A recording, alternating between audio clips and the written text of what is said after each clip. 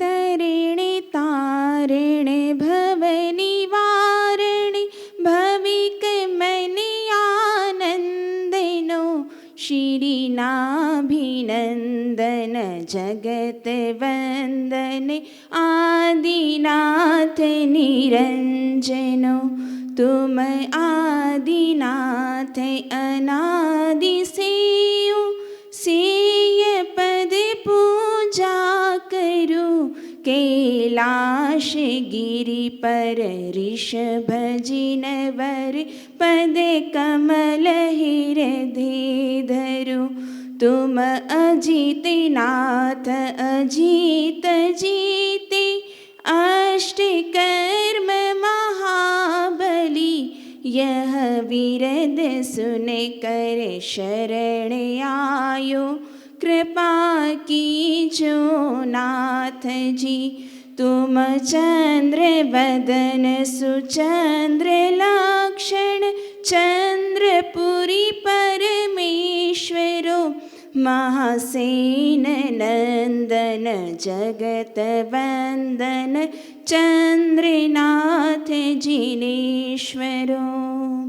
जी बोली देवादिदेव 1000 श्री चंद्र प्रभा भगवान की।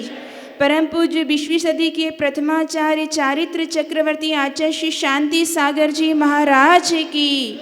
परम पूज्य वात्सल्य वारिधि आचार्य गुरुवर श्री वर्धमान सागर जी महाराज की। श्रीमद् जैन धर्म की।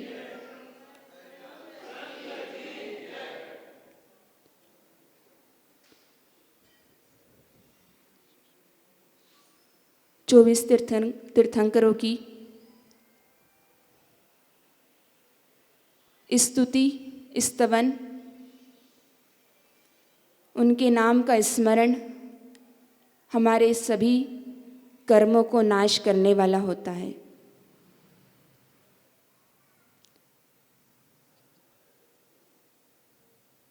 आप सभी लोगों के मन में प्रश्न उपस्थित हो सकता है कि हम गुरु के चरणों में आते हैं तो हमें क्या प्राप्त होता है।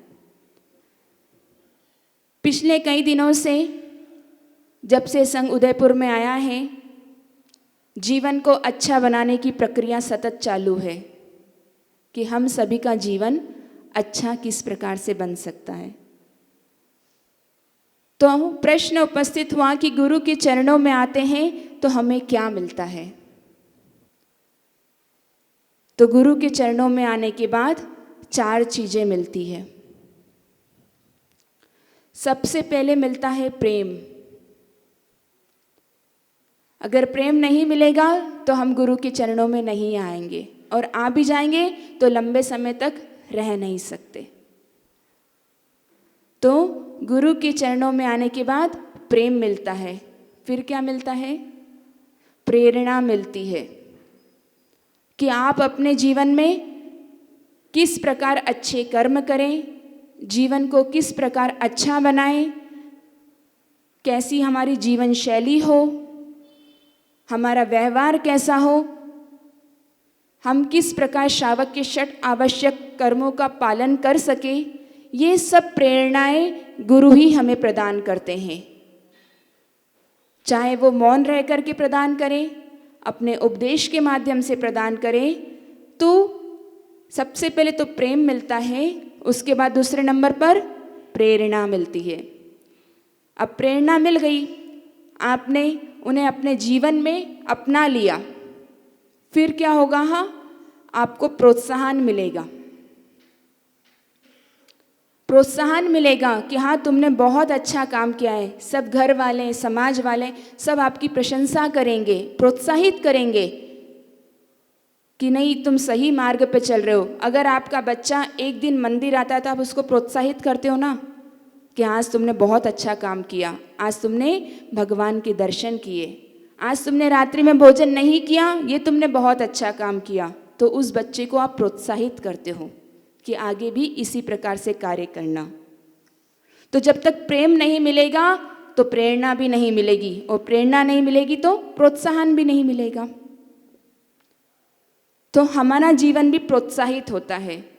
अगर आपको प्रश्न मंच में एक दिन इनाम मिलता है तो सब लोग ताली बजा करके आपका प्रोत्साहवर्धन करते हैं कि हाँ, इन्होंने इतना पुरुषार्थ किया कि खड़े होकर के इसका जवाब दिया, तो प्रोत्साहन मिलता है, आपका कॉन्फिडेंस बढ़ाया जाता है, आपको उत्साहवर्धित किया जाता है। और ये सब हो जाता है, फिर अंत में मिलता है पात्रता।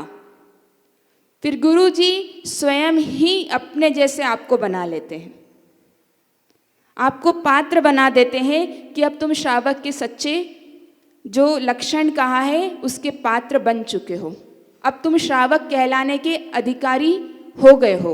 अगर आप अपने जीवन में रात्रि भोजन का त्याग करेंगे, पानी छान करके पिएंगे, प्रतिदिन देव दर्शन करेंगे, तो आपके अंदर पात्रता आ जाती है कि अब आप श्रावक कहलाने के अधिकारी हो। कई दिनों से चर्चा चल रही है कि आप अपने नाम के पीछे क्या लगाना है? जैन। सिर्फ नाम के पीछे लगाना है या अपने आचरण में भी लेकर के आना है? तो हमें अगर 4 चीज़ें चाहिए तो गुरु के चरणों में अवश्य आना ही पड़ेगा। ये 4 चीज़ें आपको घर में नहीं मिल सकती, किसी विद्यालय में नहीं मिल सकती, आप कहीं पर भी चले जाएं, अगर आपको प्रेम चाहिए, प्रेरणा चाहिए, प्रोत्साहन चाहिए और पात्रता चाहिए तो आपको सब कुछ छोड़ करके गुरु के चरणों में आना पड़ेगा।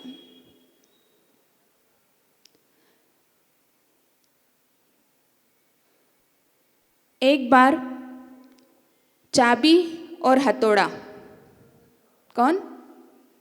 चाबी और हथौड़ा दोनों कोनों में, एक कोने में बैठे हुए थे। जैसे यहाँ पे अभी कुर्सियाँ लगा के लोग बैठ जाते हैं ना कोने में, उसी प्रकार चाबी और हथौड़ा एक कोने में बैठे हुए थे। हथौड़ा ने चाबी से प्रश्न पूछा, सामने ये जो दरवाजे पर ताला लगा था उस ताले को तुमने भी खोला और मैंने भी खोला। हथौड़े ने चाबी से बोला कि जो सामने ताला लगा हुआ है इसे तुमने भी खोला और उस ताले को मैंने भी खोला। मतलब उस ताले को खोलने की योग्यता तुम में भी है और मुझ में भी है, मगर लोग फिर भी तुझे प्यार करते हैं और मुझे नज़रअंदाज करते हैं। हथौड़ा बोल रहा है चाबी से कि लोग तुमसे तो प्यार करते हैं और मुझे नज़रअंदाज करते हैं। आप ही बताइए, अगर एक कोने में हथौड़ा और चाबी पड़ा तो आप किसको उठाएंगे? चाबी को उठाएंगे। तो वो दोनों भी आपस में बात कर रहे हैं कि ऐसा क्या कारण है कि तुम्हें तो लोग पसंद करते हैं और मुझे नज़रअंदाज करते हैं, लोग मुझसे दूर रहते हैं और तुझे हमेशा अपने पास में, अपने जेब में रखते हैं।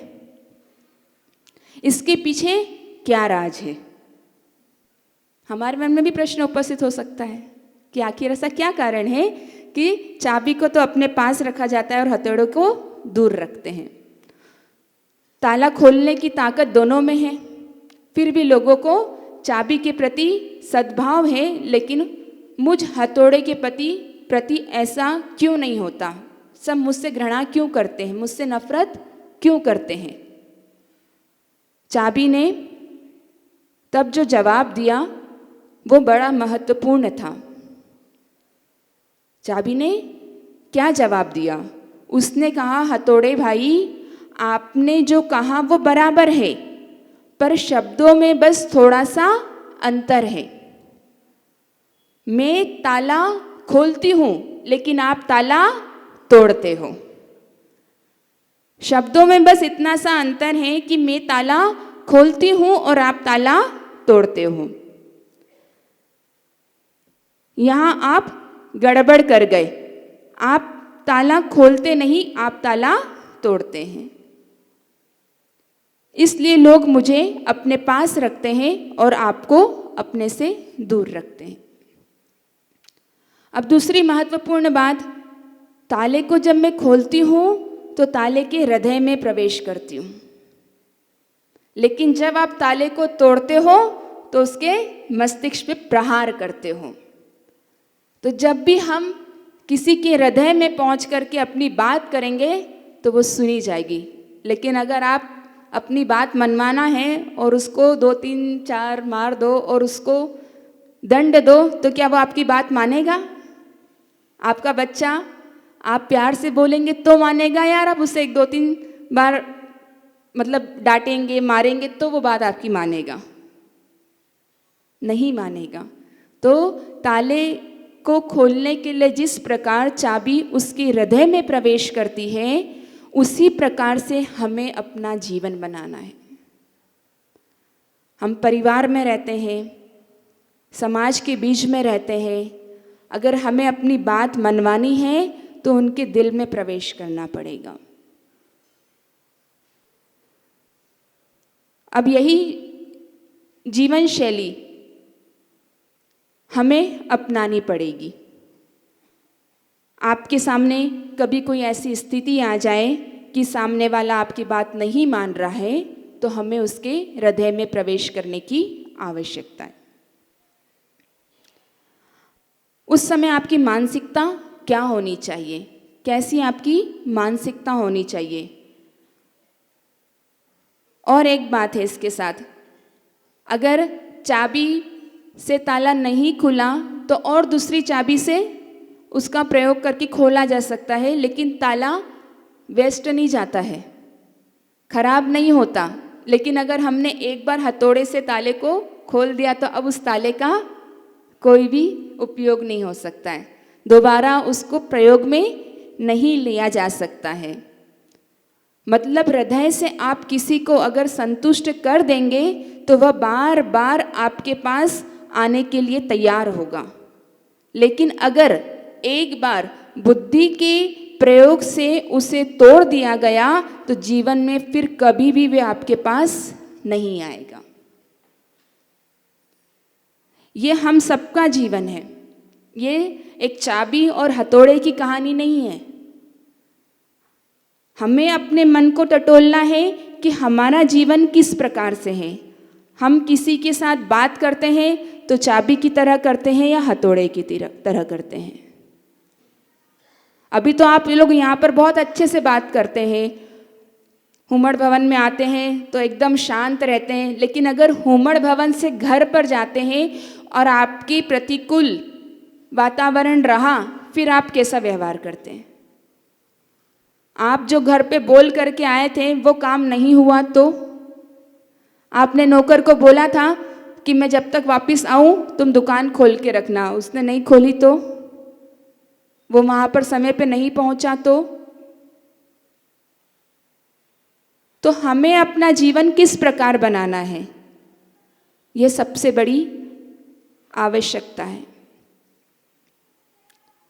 आचार्य श्री प्रतिदिन आपको नमोकार महामंत्र के माध्यम से पंच परमेष्ठी भगवान की गुणों का वर्णन कर रहे हैं, किस प्रकार से उन्होंने वो गुण अपने जीवन में लेकर के आए और कर्मों का नाश करके अरहंत और सिद्ध पद को प्राप्त किया। अगर आपसे पूछा जाए कि दर्पण कैसा है, दर्पण कैसा है, अच्छा है या बुरा, क्या बोलेंगे आप लोग? दर्पण अच्छा है कि बुरा? अच्छा है। हाँ,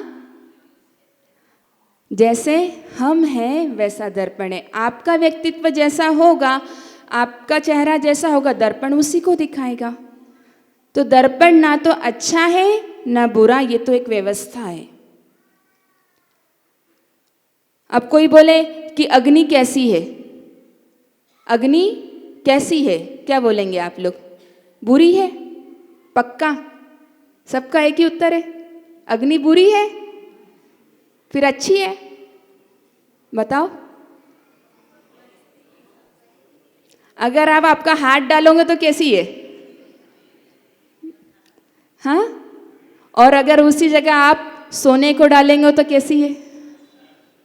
तब अच्छी बन गई। ठीक उसी प्रकार अग्नि भी एक व्यवस्था है। दर्पण एक व्यवस्था है। हमारा चरित्र कैसा है, हमारा आचरण कैसा है, ये हमारे ऊपर निर्भर है। आप संसार को दोषी नहीं बना सकते कि संसार बुरा है, संसार अच्छा है, वो तो एक व्यवस्था है। हमारा जीवन कैसा है, प्रश्न यहाँ है, हमारा जीवन कैसा है, अच्छा है या बुरा। तो हम अगर सत्संगति में जाएंगे, सत्संग करेंगे, प्रतिदिन जिनेंद्र भगवान के दर्शन करेंगे, 24 घंटे में से 1-2 घंटे धर्म कार्य में लगाएंगे, तो उतने समय के लिए हमारा जीवन अच्छा बन जाएगा। क्या आप सभी लोग पूरे 24 घंटे संसार में ही फंसा रहना चाहते हैं? सिर्फ पाप ही अर्जन करना चाहते हैं? उस पाप को धोने का उपाय नहीं चाहते कि हम इस पाप से कैसे मुक्त हो, कैसे हमारे कर्मों का नाश हो? क्या सिर्फ दुख में ही भगवान का स्मरण करना चाहते हैं? सोचिए, हमें प्रतिपल सावधान रहने की आवश्यकता है। आचार्य श्री हमेशा कहते हैं कि जब भी कोई आप गलत कार्य करें, जब भी पाप कार्य करें, उस समय एक विचार अपने मन में जरूर लेकर के आना। आप लोग बिल्कुल अच्छे से याद करके चले जाना इस चीज़ को। इससे आपको बहुत सारा फायदा होगा, बहुत सारा लाभ होगा। क्या कहते थे आचार्य श्री? आचार्य श्री बोलते हैं कि जब भी आप कोई पाप कार्य करें, कोई भी गलत कार्य करें, उस समय सिर्फ एक बार ये विचार कर लेना कि अगर इसी समय मेरी आयु पूर्ण हो गई तो मैं कहाँ जाऊंगा। सिर्फ इसी समय अगर मेरी पूरी श्वासें पूरी हो गई तो मैं कहाँ जाऊंगा। आप झगड़ा कर रहे हैं, लड़ाई कर रहे हैं और आपकी आयु पूरी हो गई तो कौन सी गति मिलेगी आपको? इसीलिए प्रति समय क्यों कहा गया कि श्वास श्वास में नमोकार मंत्र का जाप करो। हमारी एक एक श्वास निकल रही है, हमारा जीवन का एक एक क्षण कम हो रहा है, तो हमें इसलिए बार बार आचार्य श्री बार बार जिनेंद्र भगवान के उपदेश के माध्यम से समझा रहे हैं कि अभी तक भी कुछ नहीं हुआ, जितना समय आपका निकलना था निकल गया, लेकिन अब तो जाग जाओ। अब तो अपने जीवन को सदुपयोग सद कार्यों में लगा दो। कब तक पाप कार्य करते रहोगे? नहीं 24 घंटे तो 1 घंटा तो निकालो। यहाँ से प्रतिदिन अनाउंसमेंट किया जाता है प्रकाश जी के माध्यम से, समय का ध्यान रखें, समय पर आए, लेकिन आप लोग नहीं आते। और फिर अगर किसी को बोलते हैं तो वो क्या बोलते हैं, हम तो आते हैं और आप हमको ही बोलते हो। जो नहीं आता वो तो अच्छे से है, जो आता है उसकी वो होती है कि उनको ही बार बार कहा जाता है कि कोई आ नहीं रहा है, कोई आ नहीं रहा है। तो 2 महीने तो निकल गए और 2-3 महीने ऐसे अनाउंसमेंट करते करते ही निकल जाएंगे कि समय का ध्यान रखिए, समय पर आइए। विचार करना है। आचार्य श्री जब अपना इतना अमूल्य समय आप लोगों के लिए देते हैं, निकालते हैं, तो उसका सदुपयोग कीजिए। बहुत पुण्य का आपने संचय किया होगा, तब आपको आचार्य श्री का सानिध्य प्राप्त हुआ है। आप जानते हैं ना, उदयपुर जब तक चातुर्मास डिक्लेयर नहीं हुआ था तब तक कितनी जगहों के श्रीफल चढ़ रहे थे, सब पता है ना आप लोगों को। तो अपने पुण्य को समझिए कि हमारा कितना पुण्य का उदय है कि हमें आचार्य श्री का दर्शन का, उनके आहार देने का, उनके आहार देखने का, स्वाध्याय सुनने का, आरती करने का, गुरु वंदना करने का कितना बड़ा अवसर प्राप्त हुआ है। तो आप लोग अपने इस समय का सदुपयोग कीजिए। अगर आपको ये 4 चीज़ें अपने जीवन में चाहिए तो गुरु के चरणों में आइए। प्रेम, पात्रता, प्रोत्साहन और प्रेरणा। अगर इन 4 चीज़ों को आपको अपने जीवन में अपनाना है, अपने बच्चों का जीवन अच्छा बनाना है, तो गुरु चरणों में लेकर के आइए। आप लोग आकर के ये तो जरूर बोलते हैं कि आचार्य श्री हमारा बच्चा मंदिर नहीं जाता। जब वो जाने लग जाता है तो उसको वापस पीछे कर लेते हैं कि कहीं महाराज जी के साथ नहीं चला जाए। ऐसा क्यों? कुछ बच्चे हैं अभी उदयपुर में, जो आते हैं 2-3 बार तो बोलते हैं, अब हमारे घर वाले बोलते हैं कि तुम महाराज जी बन जाओगे क्या, तुम दिन भर वहीं रहते हो। पहले तो आप लोग ही प्रयास करते हैं कि धर्म से जुड़े, जब जुड़ जाता है तो वापस उसको पीछे कर लेते हैं। ये आपका मोह है। उस मोह के पीछे हम अपने बच्चे का जीवन बर्बाद कर देते हैं। आज यहाँ सभा में बैठे ऐसे कितने श्रावक हैं जो ये बोल सकते हैं आज गर्व से कि हाँ, हम अपने बच्चे को परमिशन देते हैं कि जाओ तुम महाराज जी के संग में। बताइए, एक भी हाथ खड़ा होगा? न तो स्वयं धर्म करना चाहते हैं, न बच्चों से करवाना चाहते हैं। लेकर के आइए अपने बच्चों को। 24 घंटे में एक बार तो गुरु के दर्शन करवाइए उन्हें। अगर वो गुरु की छवि को निहारेंगे, गुरु को देखेंगे, तो अपने आप पाप कार्यों से दूर हो जाएंगे। उन्हें आप एक बार तो हाथ में चावल की डब्बी दीजिए कि जाओ महाराज जी के दर्शन करके आओ, तो कभी भी वो फिर वो गलत कार्य करने से बचेंगे। आप सभी के जीवन में अच्छे अच्छे परिवर्तन आए, धर्म से जुड़े, और चाबी बनना या हथौड़ा बनना है ये आप स्वयं निर्णय करें कि हम किस प्रकार से अपना जीवन बना सकते हैं। जब आचार्य श्री शांति सागर जी महाराज जी का विहार पूरे भारतवर्ष में हुआ, लेकिन उन्होंने अधिकतर विहार उत्तर भारत की तरफ किया। तो जब वो उत्तर भारत में आए तो उनके सामने भी कई समस्याएं खड़ी हुई। आज आप लोग के सामने उतनी समस्या नहीं है, आपको तो बहुत आसानी से गुरु के दर्शन मिल रहे हैं। उस समय गुरुओं के दर्शन बहुत मुश्किल से मिलते थे, तो कई समस्याएं खड़ी हुई, लेकिन उन्होंने हर समस्या का समाधान किया। कई पंडितों ने उनसे प्रश्न किए, कई श्रावकों ने उनसे प्रश्न किए मुनिचर्या के बारे में, लेकिन उन्होंने अपने जीवन को इस प्रकार जिया कि उनकी चर्या देख करके ही सबके प्रश्नों के उत्तर मिल जाते थे। तो ऐसी परंपरा के पंचम पट्टाधीश आचार्य श्री वर्धमान सागर जी महाराज जी हमारे बीच में हैं। आज आप लोग बोलते हैं बहुत कठिन चर्या है। क्या कठिन चर्या है?